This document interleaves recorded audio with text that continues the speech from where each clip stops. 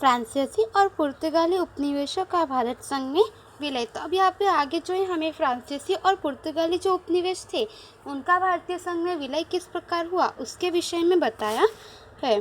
26 जनवरी 1950 तक में भारत के देशी राज्य रियासतों का भारतीय संघ में विलय हो चुका था, परंतु यूरोपीय साम्राज्यवाद के कारण रहे सही प्रदेश फ्रेंच और पुर्तगीज के अधीन थे। भारत ने स्वतंत्रता प्राप्त होने पर फ्रांस और पुर्तगाल की सरकार को उनके अधीनस्थ भारतीय प्रदेशों को भारत को सौंप देने का अनुरोध किया।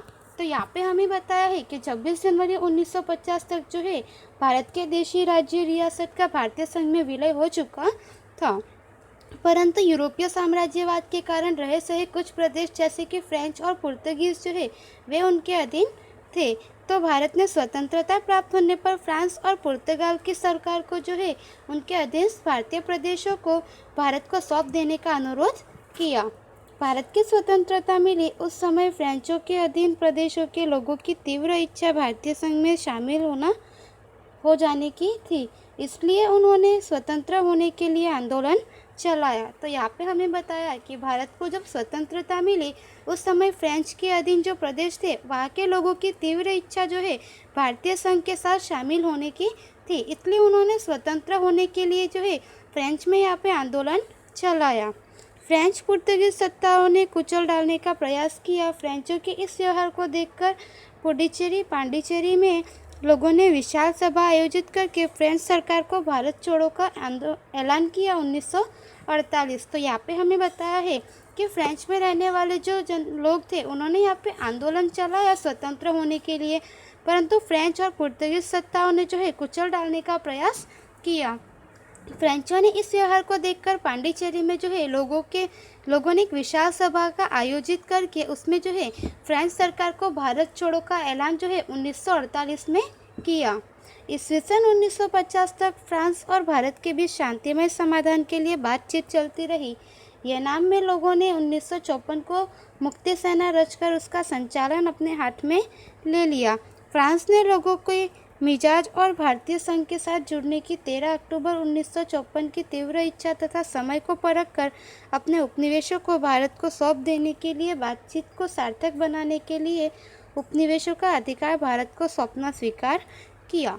तो यहाँ पे हमें बताया है कि 1950 तक जो है फ्रांस और भारत के बीच में शांतिमय समाधान के लिए जो है बातचीत चलती रही थी, और यनाम में लोगों ने जो है 1954 को मुक्ति सेना रचकर उसका संचालन जो है अपने हाथ में ले लिया, और फ्रांस ने जो है लोगों के मिजाज और भारतीय संघ के साथ जुड़ने की तीव्र इच्छा जो है उसे तथा समय को परख कर अपने उपनिवेश प्रदेश जो थे उन्हें भारत को सौंप देने के लिए बातचीत को सार्थक बनाने के लिए उपनिवेशों का अधिकार जो है भारत को सौंपना स्वीकार किया, और यह कार्य जो था 13 अक्टूबर 1954 के दिन हुआ। फ्रेंच सरकार ने अपने 5 उपनिवेश पांडिचेरी, काराइकल, चंद्रनगर, माहे और यनाम भारत को सौंप दिए।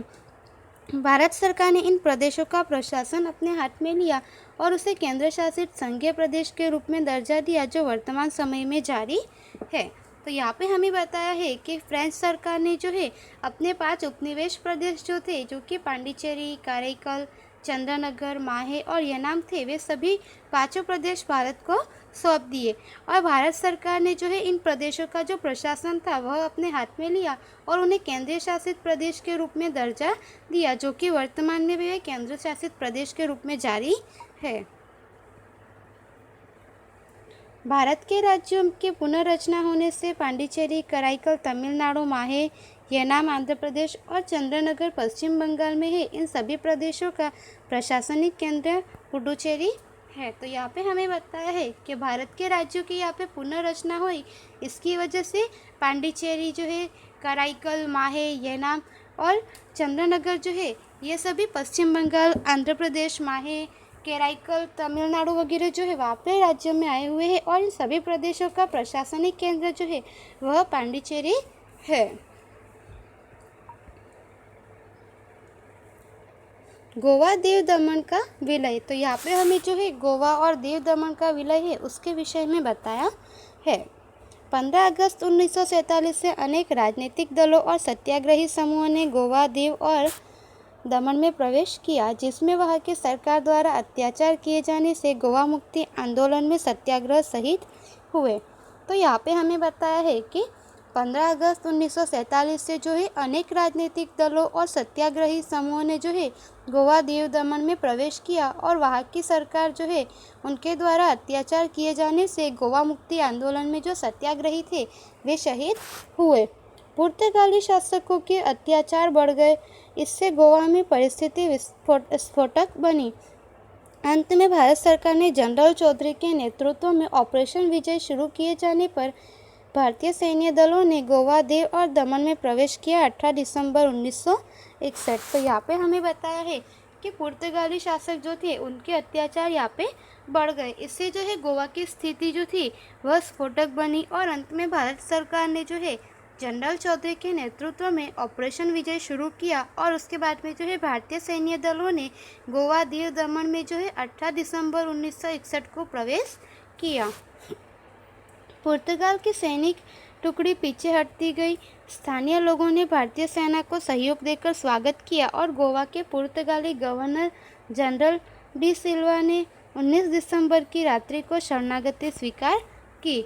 इस तरह से गोवा दीव दमन में से पुर्तगाली शासन का अंत हो गया और भारत का तिरंगा फहराया और भारत की धरती पर से पश्चिमी साम्राज्यवाद का अंत हुआ। तो यहाँ पे हमें बताया है कि जो भारतीय सेना ने यहाँ पे गोवा दीव दमन में प्रवेश किया, उसके बाद जो है पुर्तगाल की सैनिक जो थे वे धीरे धीरे पीछे हटते गए और स्थानीय लोग जो वहाँ पे रहने वाले थे उन सभी लोगों ने भारतीय सेना को सहयोग देकर उनका स्वागत किया और गोवा के पुर्तगाली जो गवर्नर थे जनरल डी सिल्वा, उन्होंने 19 दिसंबर की रात्रि को जो है शरणागति स्वीकार की। तो इस तरह से यहाँ पे जो है गोवा दीव दमन में से भी पुर्तगाली शासन जो था वहाँ पे उसका अंत हुआ और वहाँ पे जो है भारत का तिरंगा फहराया और भारत की धरती पर से पश्चिमी साम्राज्य जो थे जिनका साम्राज्यवाद यहाँ पे फैला हुआ था उन सभी का अंत हुआ। तो इस तरह से यहाँ पे गोवा दीव दमन का भी जो है भारतीय संघ में विलय हुआ। भारत के संविधान में 12वें सुधार के अनुसार गोवा दीव दमन दादरा नगर हवेली को भारतीय संघ में शामिल कर दिया गया 12 मार्च 1962। तो यहाँ पे हमें बताया है कि भारत के संविधान में 12वें सुधार के अनुसार जो है 12 मार्च 1962 के दिन गोवा दीव दमन दादरा नगर हवेली जो है उन्हें भारतीय संघ में शामिल कर दिया गया है। इन प्रदेशों को भारतीय संघ प्रदेश यूनियन टेरिटरी का दर्जा दिया गया।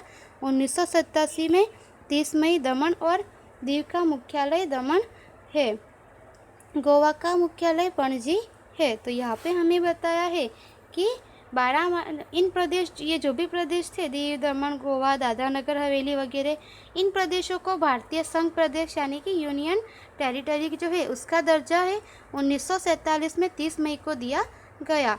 दमन और दीव का जो मुख्यालय था वह अब दमन बना और गोवा का जो मुख्यालय था तो वह पणजी बना। तो इस तरह से यहाँ पे जो है हमने गोवा दीव दमन का विलय जो हुआ उसके विषय में भी जानकारी प्राप्त की। उसके आगे का विद्यार्थियों हम अगले वीडियो में जानेंगे। धन्यवाद।